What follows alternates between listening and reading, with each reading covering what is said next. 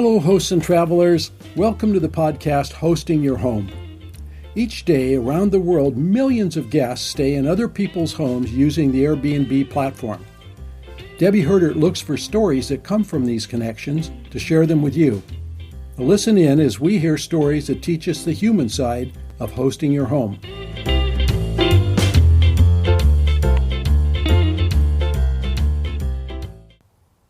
This is Debbie of Hosting Your Home. Welcome back. Have you heard of having an Airbnb above a music studio? Well, that's exactly what Kayla and Matt Thompson have in Northeast Portland. They're about 5 minutes away from the airport, and they have a recording studio in their basement.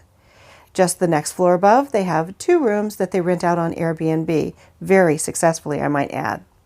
So we'd like for you to join us in this episode as Kayla and I talk about exactly how they do their business. Hope you enjoy this. Well, Kayla, thank you for joining me. Kayla Thompson. We're in Northeast Portland, 5 minutes away from the airport. Really close. Really close. Yeah. And you have 2 rooms that you rent on Airbnb. We do. Well, so before we actually talk about the rooms themselves, tell me your story. How did you get into Airbnb? What does this mean for you? Sure. We first used Airbnb when we got married and went on our honeymoon to Europe. We had a couple of friends that used Airbnb and they loved it, sang praises. They even were hosts for a while, and we're like, okay, let's take a look. So, and how long ago was that? This was about 2 years ago. So we started planning our honeymoon ourselves. I didn't hire a travel agent or anything. We did it all on our own. Started looking on Airbnb and realized, like, wow, we are saving money. Let's do this. And so I would say out of the 8 places we stayed, 6 were Airbnb. 2 were friends of friends. Every time we went to a new Airbnb, we asked the host, like, how do you like hosting? What about it is beneficial to you? Because we were at a point in our lives where we were done having roommates in our house. We kind of wanted our house back to ourselves. We had been in the house for about 4 years, and it was just perking our interest. Every new place that we went, we're like, oh, this is great. This is great. And that's this house that we're in? That's this house, okay. Yeah. So we've been here for about 5 years now. So we've just almost hit our 1-year mark as hosts on Airbnb. I think July is our 1 year. And when we got back home, we just kept talking about how we loved it. We loved the experience. We loved meeting the people. We loved that each place had something different to offer for us. And we were like, well, we could do that. We could totally do that. We could charge a little more than what we're charging for renters and get a little kickback ourselves, improve our house, and meet interesting people. That's a big benefit for us, is meeting new people and hearing their stories and where they come from, because we love that. And they treat our house a lot nicer. And what countries did you go to? We went to London and we went to Prague. Prague, we stayed in 2 different places there. It was our longest stay as well. So we got to stay in like a house with somebody, and then we got to stay in like our own little apartment as well. From Prague, we were in Munich just for a couple of nights, and then Munich we were in Slovenia, and then Slovenia to Italy, to Venice.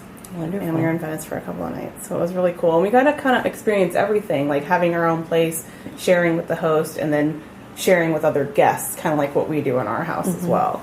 So it was a good experience all around. We loved it.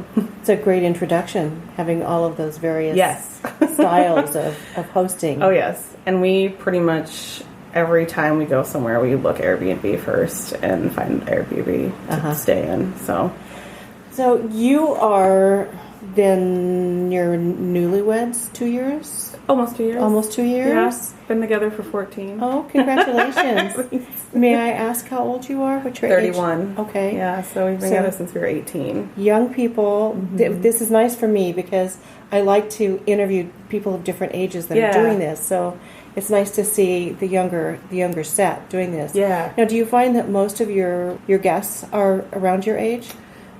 I would say for the most part, yes. Maybe even slightly younger, maybe mid-20s. We've had some guests that are older, which is great, and they seem to love that as well. Because our listing says above a recording studio on it, I'm sure that does sway some people. But then other people have been really interested. They're like, oh, cool. Do we get to hear music while we stay? I'm like, you might.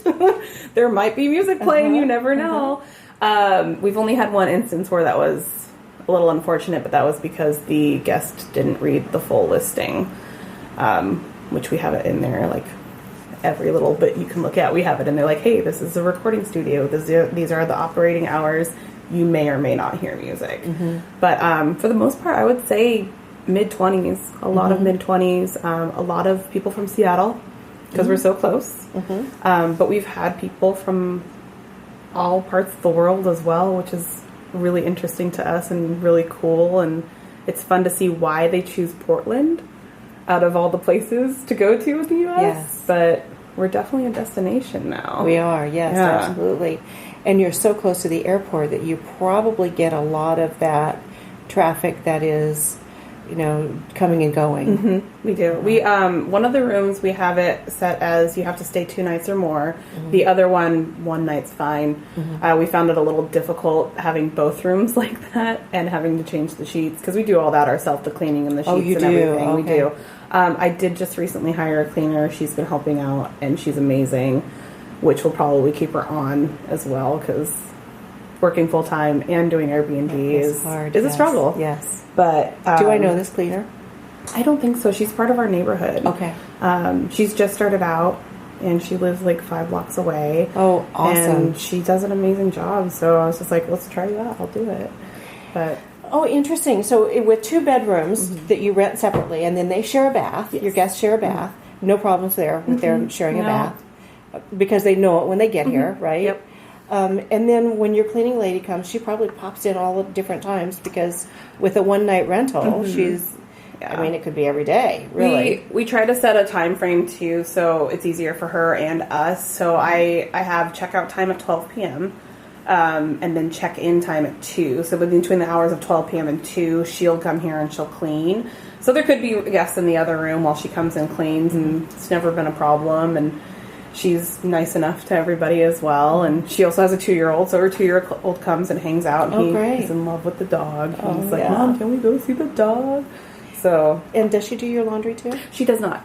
I have linens up the wazoo, so I just tell her that I'll clean all the laundry and I'll have it ready for her the next time she comes in, because I found killer deals on sheets. Yeah. Every time I went shopping, I'm like, ooh, another set. Ooh, another set. And, ooh. And what size are your beds? Queens. Both are queens. We really lucked out, actually. We found both of our sets on Craigslist.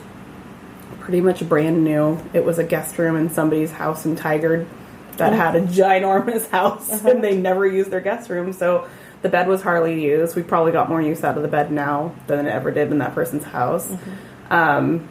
With mattress and everything that came with it for like less than $300 each room. And we made that back pretty easily. Oh, yeah. Yeah. And a lot of the other stuff we supplied ourselves. Like, we had ourselves already. Like, I kind of have a problem with shopping, and I like to buy things that are on sale. So, I'm like, ooh, I have a rug for this room. Ooh, I have this for this room. So we worked it out. We also got to paint the rooms and kind to like to style them the way we like them. And we made them a lot lighter.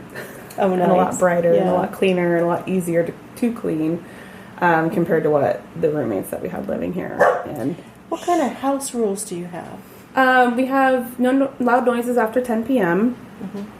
Clean up after yourself, obviously. We're big sticklers about leaving lights on, so we also ask people to turn the lights off after they're done using it. The fan in the bathroom is a big one, so I did have to make a sign for that because people would leave the fan on all night, and you can hear it hum through the house. We're not too strict on rules. No issues with partiers or anything like that. We haven't had any issues. And in the surrounding areas, I was driving over here. I didn't see. Well, I saw Burgerville on the corner there. Are there other restaurants walkable? Oh yeah. So if you were to keep going straight down 82nd to Stark Street, that's kind of like the up and coming part of Montevilla. So we have. That's the neighborhood. Montevilla. Montevilla. Okay. So. And it was funny when we bought the house, Montevilla was the forgotten neighborhood, basically. And we're like, okay, well, we'll go and move in this neighborhood. And now we're up and coming, and people want to be here because they like it. So we have Country Cat, which is like a big thing in Portland. We just got a Townsend Tea. It's a tea place, and it's all over Portland. I can't remember how to say the name. Really pretty tea shop. We have Bipartisan Cafe. We have the Observatory, which we always suggest people to go to if they like food that is delicious. Always go there. Okay. We have a lot of people who come to Portland to drink beer because we're a beer city. Yes, we are. We have an amazing bar that's within walking distance, like 10 minutes or less, and they have 19 rotating taps. They have like Southern style food, but then they're also connected to a really good sushi place that we hear is really good. We don't eat sushi, but that's a really big place that people like to go. We have the Academy Theater that's right down the street there too, and it's $4 for a movie. So I always try and post like what movies are playing that week so people can be interested and have something cheap to do instead of, if it's raining, that's something to do in Portland is go see a movie. But yeah, and it's really easy to get downtown from our house. The 20 bus line is right there. It takes you straight downtown. You can get to the Rose Gardens really easily. So it's kind of worked out nice for us because we have pretty good traveling. Oh, yeah. 5 minutes from the airport and 10 minutes to downtown, did you say, or 20 minutes? It depends on traffic, but I would say 15 to 20. Okay. Yeah. Because I take the bus to work and it probably takes me about 20 minutes and I'm just before downtown. So it's really nice. I've gotten all the restaurants, like the local restaurants, their menus and everything, put them in the room for people so they can have something within walking distance. But I'm actually working on a book to put in the room to tell them more. Great. It's just a matter of time to do that. And do you also use the Airbnb app too? Yeah. So they've got that on their phone. And I work at a job where they don't care if I'm talking to people on Airbnb. They know that I do that. So my response rate is really good. When people request, it's usually like 98 to 100%. Because I'm always there and I'm always able to answer a question for somebody. Great. Which is great. What do you do? What is your other job? I work at Olympia Provisions. It's a meat company, local meat company. We do charcuterie, we do salami, hot dogs, stuff like that. We have 3 different restaurants, the 4th one opening. I used to do farmers markets and demos, and now I'm in the office doing accounts receivable and payable and all that good stuff. Great company to work for. I love it. So that's wonderful. Don't plan on leaving anytime soon.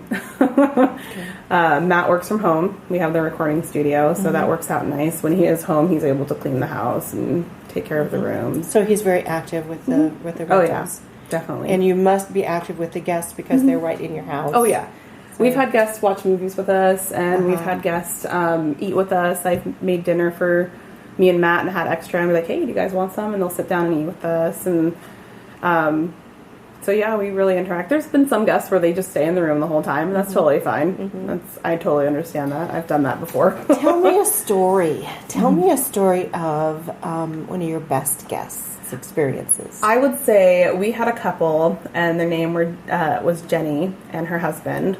And they were from London, and they stayed with us for, I would say, just under a week, maybe a little bit, maybe a week. And they were traveling the U.S. for their honeymoon before they moved up to Vancouver, BC.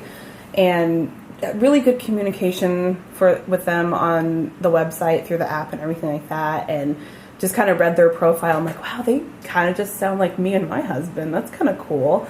When they first got here, I didn't get to see them for the first couple of days. Matt, my husband, did, and he texted me right away. He's like, our new guests are so cool. Like, I just hung out with them, and they're really cool. We should hang out with them. I'm like, okay, cool. So finally, one night, Matt was out of town. I was home, but I wasn't feeling that great. And then Jenny ended up getting, like, really sick. So we all just stayed home. And we were out in the living room, and we all just talked until like 2 a.m, and we just had a really great conversation. They ended up being the first person that was our guest that I friended on Facebook after their stay. And so we talk to them all the time. They've invited us to come visit them in Vancouver. I keep telling them to come down and visit again so we can all hang out and go out together. So it's a really good connection, and really enjoyed that. And I hope we have more of those. We did have a couple stay with us for about 2 weeks, and I talk back and forth with them now too, because they're thinking about moving here, and they're from California. And she's just like, I miss Portland. I miss Portland. I miss hanging out with you and talking. And I was like, I miss you guys too. You were really fun. So we've had some good connections. We've had some interesting guests as well that I probably wouldn't host again. But, you know, that's kind of the joy of hosting is they're here for a short stay, and then you don't really have to ever see them again if you don't want to. Do you generally ask your guests to friend you on Facebook? No. Okay. It was actually after they had checked out, and I did my review of them, and she had messaged me. She's like, Kayla, I have to be honest, I was trying to find you on Facebook. I was trying to stalk you, but there's a lot of Kayla Thompsons out there. Oh. And I was like, that's so funny, because I was kind of trying to stalk you too. I was like, here's my Facebook page. Like, let's be friends. So that's nice. That worked out pretty nice. So do you do any kind of outreach to past guests to welcome them back again, or to get return business or anything like that? I haven't tried that yet. I did. There was one host at, I think, one of our groups that said that they wrote down their addresses, had them write down their addresses and sent them Christmas cards. Or maybe it was for Pride that someone told me that. And so at Christmas time, they reconnected with those guests, like, hey, we would love for you to come visit in the summertime again. And I was like, that's a good idea, actually. But for the most part, we stay pretty booked, so I'm not too worried about losing a booking. Do you have any idea what your... Like how booked we are a month? Yeah. Gosh, I don't know offhand, or but year, I'm not sure, but I know, like, the one room on this end, which we call the blue room, because the walls are blue, that one is pretty much booked all the time. I think there was 3 days this month that didn't have anybody. Wow. This room we call the green room because it's got green in it. That one is a little slower, and maybe it's because we require more than one night stay on that one, and so this one has a lot more foot traffic. But as the month goes on, I'll get a couple of days where I'm like, here's a request, here's a request, here's a request. I'm like, all right, cool, sweet, awesome. And do you use Instant Book? I don't. Okay. I don't. Because of our situation and not really knowing if Matt can be home and if I can have the room ready. Right. I would rather not. Right. But for the most part, we make our mortgage every month, which is great. It helps us out a lot. Wonderful. Matt's income isn't always steady. We don't know if he has a job sometimes. So it helps us out a lot. But I would say that at least one of our rooms is booked, I would say 90% of the time, which is great. We had a slow month. The month that was slow for us was February. December, January, completely booked. Interesting. And it wasn't even people for family. They were visiting in January, in December and January to Portland. Yeah. Have fun finding stuff to do. There's good for you. Stuff to do. Walk in the rain. I'm going to stay home with my blanket.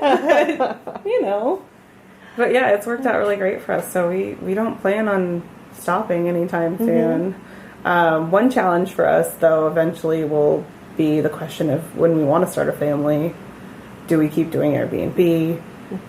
How do we keep doing Airbnb? An infant in the house and guests probably wouldn't be the best thing. But we you have the three with, stories, right? So downstairs is the music studio, and then you've got the two bedrooms and one bath on the main floor, and then upstairs is your bedroom. Our bedroom, yeah. Just one bedroom upstairs? It's one bedroom. Okay. But it is the full length of the house, so we could easily have a baby with us up there. I would hate for guests to have to hear a baby cry all night as well. Yeah. We would probably take a sabbatical from Airbnb for a while just to kind of get the whole parenting flow. But then again, we have a nanny pretty much with my husband's mom when we do have a kid because she's retired. So it might work for us. We might have to maybe do one room and not both rooms, but we'll see within the next year how Matt does with his music career as well. So as a guest, tell me, what was your best experience as a guest? I would say our favorite experience was the first place we stayed in Prague. We had flown from London pretty late at night, so we didn't get to Prague until really, really late. We were tired, we were hungry, we were trying to find this place in a country where we didn't know the language. Like London, you can find anything because English is everywhere. Prague was like a little like, oh, we're in Europe. That's right. So it took us a while to get to the place. Our host checked in with us along the way, just made sure we were okay. I would find a Wi-Fi spot, check in with her. Let me ask you a question here first. Did you, as you were looking for a place to stay, did you look for superhosts, or did you filter to English-speaking hosts? I think when we first were booking, I just looked for reviews and ratings. Okay. And then location. We wanted to be kind of close to city central when we were in Prague, but we didn't want to be like in the city because we knew that was going to be more expensive. We wanted to be close to transport to get into the city, and the places we found were perfect. Like when we arrived, she had made food for us because she knew that. Oh, nice. Yeah, she had made some pasta dish for us because she knew that we were traveling really late. She knew we were tired. So she made some food for us. We had a good conversation with her and asked her like what's the best things to do in the city. She was very, very helpful. The next day she had like coffee and meat and bread and stuff for us. She like went to the store down the street and had breakfast for us, which we didn't even think that, like we were assuming we were going to go to the store ourselves. But she was really nice about it. She's like, well, I figured you didn't have time. How nice. So was this a bedroom within her home that you stayed? Yes, so she had like a 2-bedroom apartment, which was really interesting because she had a son as well, and we saw him a couple of times. But when she had guests in her room, which was basically her room, she would stay in her son's room, and that helped her supplement her income. And she was actually the first person we started asking about, like, why do you do this? What's the benefits? And she was so informative. She had been doing it for about 2 or 3 years. She loved it. So we were just kind of like, that kind of sparked our interest. We were like, ooh, okay, all right, cool. Oh, very cool. So she went out and got you breakfast the next day. She did. Oh, how she sweet. was really sweet. And do you do that sometimes for your guests? We leave some food in the room. I do like Cliff Bars in the room, and there's tea in there too. I tell them if there's something in the fridge that looks good, go ahead. I don't care. Oh, nice. We don't leave anything out necessarily because I wake up so early in the morning. I'd be lucky if I could remember to leave something out. We were leaving bottled water in the room just because we had a ton of it left over from our wedding.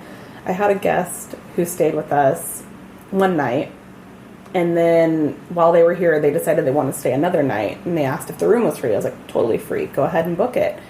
So then they booked it, and then when they did their review, their complaint was that the bottled water wasn't refreshed in the room the next day. And I was just kind of like, that's complimentary. If you stayed in a hotel, they would probably charge you $10 for that water. Yeah. If you needed water, you can always ask. Like, communicate with your host. And I think that's probably my main thing with Airbnb with some guests who aren't familiar with, like, communicate with your host. They're there to help you. They will more than happy answer your questions. And if they don't, they're not a good host. But yeah, it's been a wild ride. Well, that's very cool. Is there anything that you would like our listeners to know about you and about your business or about Airbnb? I know that Airbnb gets a lot of flack, and I know a lot of hosts get a lot of flack, and there are people out there that are abusing it. And it's unfortunate because there are great hosts like you and I out there that are actually, yes, we're benefiting from it, but we're also sharing our home to people, and we're here to share our home for people. And just make sure to read the entire listing when you're booking if you're unfamiliar with Airbnb, and communicate with your host. Ask people questions, and be part of the communities. Oh my gosh, Airbnb communities are so helpful, especially for hosts. And I wouldn't be surprised if there was like a community for guests at one point. Be like, hey, I stayed at this place and the host was really mean to me. What do I do? They're actually in the community center. There is a place for guests to participate. And this next Airbnb Open, Airbnb is going to have a section of it specifically for guests. So That's awesome. it'll be side-by-side hosts and guests. Yeah. For part of it anyway. I don't know how much of it. I think people need to look at okay. Airbnb as not a corporation, but as a community, because that's what it feels like to me, as a community. I agree. And it's great that even Airbnb as a company has reached out to us as hosts and made this feel more like a community. Like, I went down to Pride to their brunch. Got to meet a lot of people that work there, which is really close to my work too. And I was like, let's have lunch sometime. And they're like, yeah. So it feels nice that they're so supportive, and they're super supportive. I've had a couple of instances where I've had to call Airbnb because I didn't feel comfortable with the person that was requesting, and they kept requesting, and I was like, hey, can you look at this person's profile for me? And they're like, absolutely. We'll look into it. Tell me more about that. So I had someone request the room, and it was like a Saturday, and I was driving up to Seattle. I was going to be out of town, and he very, very broken English, so he's using Google Translate. And so at first I didn't really understand his message, and then he's like, I booked the room, I'll be there at 9. And I was kind of like, okay, well, the dates that you booked the room are for next weekend. My rooms are booked tonight. You can't come tonight. And then he sent the exact same message. And I go, okay, that looks weird. So then I got on the phone with Airbnb. I was like, hey, I have this person. He's not listening to me. I even told him, like, hey, I can't give you the room tonight because they're booked. And then he kind of went off on me about, oh, well, you've already taken my money. I'm like, no, I haven't. And if something has happened, you got to contact Airbnb because that's not okay. And then he sent me the same first message again. I was like, hey, something's fishy. I don't like that. So I contacted them. They looked into it. They read all the messages, and they were just like, everything you're doing is totally fine. It's good that you contacted us. We will contact him and let him know that he's not following the guidelines of Airbnb. He should find another place. And I was like, awesome. Great. And that was pretty much that. But I've had a few people where I've had to turn down because I just wasn't comfortable with the conversation that we were having. I mean, for the most part, I'm pretty like, sure, whatever. As long as you have a decent profile, you've verified at your ID, and you tell a little bit about yourself. And if you answer my questions without just being like, traveling. Why are you traveling? What brings you to Portland? What are you interested to see? Like, tell me this, because you're going to be in my home for a few days. Like, this isn't a hotel. This is my home, too. I want to feel comfortable with you. Actually, our recent guest, it was his first time with Airbnb, and he hadn't had anything verified. I actually posted this on the thing the other day, and I was a little worried. I was like, all right, well, if you can verify your ID first, then I will be more than happy to look at your profile and see what happens. And he was like, well, we've never used Airbnb before. Can you tell me, like, what it is you need? I was like, well, first you need to let us know who you are, why you're coming to visit. And he did all that, and they've been great guests. They brought us some wine from Taiwan, which was cool. But yeah, there's been a few where I was just like, sorry, we're just not a good fit. I hope, well, I wish you the best. Yeah. And another reason to not use Instant Book. Yeah. It scares me. I was reading some of the stipulations in the book. I'm like, I don't feel comfortable with that. I want to get to know the person a little bit before I say yes or no. And I mean, it could be an exchange of a few sentences and paragraphs here and there, and I'm like, okay, I feel good. Come on in. Great. So, well, it's very comfortable here. Thanks. I'm sure you're a very good hostess. I try. Yes. We like it. And look what you have here, some sausage and cheese and crackers. I'm going to turn the recorder off so we can munch. Thank you very much, Kayla. That's really great. Obviously, Airbnb is for all ages. I really enjoyed this conversation with Kayla as we talked about how she runs her business and how she got into the business itself. It's so fascinating to me that there are people in their 20s, maybe even younger, all the way up to their 60s and 70s that use Airbnb both as guests and as hosts. The other takeaway I got from this was that her house cleaner is in her neighborhood, and she is a good example of how well that can work. And in fact, that's what Rob and I have too. Our cleaning lady, Becky, lives right down the street, and she pops in and out, and we all get together and work very harmoniously. It works really well. I also want to remind you, as we're closing here, that We have a new Facebook group. It is a closed group, so you'll need to apply to join, but we would love to have you there and join in our conversations. Thanks for coming, and we look forward to next week. Take care.